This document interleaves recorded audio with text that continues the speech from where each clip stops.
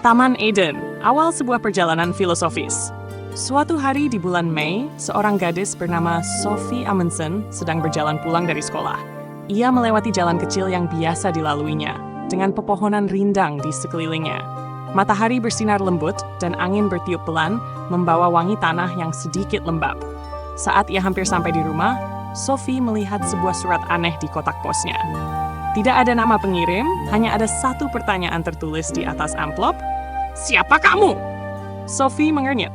Pertanyaan macam apa ini? Pikirnya. Tentu saja dia Sophie Amundsen, seorang gadis berusia 14 tahun yang tinggal di Norwegia. Tapi, apakah itu jawaban yang cukup? Sophie masuk ke dalam kamarnya dan mulai merenung. Jika seseorang menanyakan siapa dirinya, apakah cukup menjawab dengan nama? Jika ia memiliki nama yang berbeda, apakah itu akan mengubah siapa dirinya sebenarnya?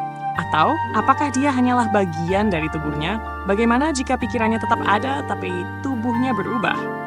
Belum selesai kebingungannya, Sophie menerima surat lain. Kali ini, pertanyaannya lebih aneh lagi. Dari mana asal dunia ini? Ia mencoba menjawab dalam hati. Dunia berasal dari Big Bang, dari Tuhan, atau dari sesuatu yang lain. Tapi semakin dipikirkan, semakin membingungkan. Tidak ada jawaban pasti. Disinilah awal perjalanan Sophie ke dunia filsafat dimulai. Mengapa bertanya itu penting? Sophie tidak menyadarinya, tapi pertanyaan-pertanyaan yang ia terima adalah contoh dari cara berpikir filosofis.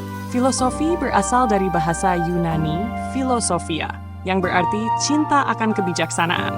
Para filsuf adalah orang-orang yang tidak puas dengan jawaban biasa.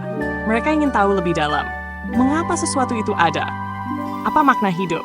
Bagaimana kita bisa yakin akan sesuatu? Untuk memahami ini, mari kita pikirkan sebuah cerita kecil.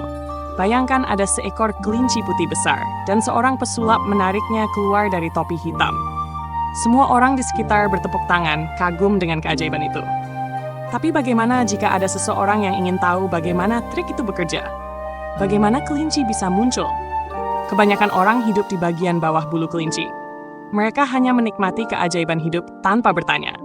Tapi filsuf seperti Sophie mencoba memanjat ke ujung bulu kelinci, mencoba memahami rahasia di balik keajaiban itu. Jadi, pertanyaan-pertanyaan yang diajukan dalam surat misterius itu bukanlah sekadar pertanyaan biasa.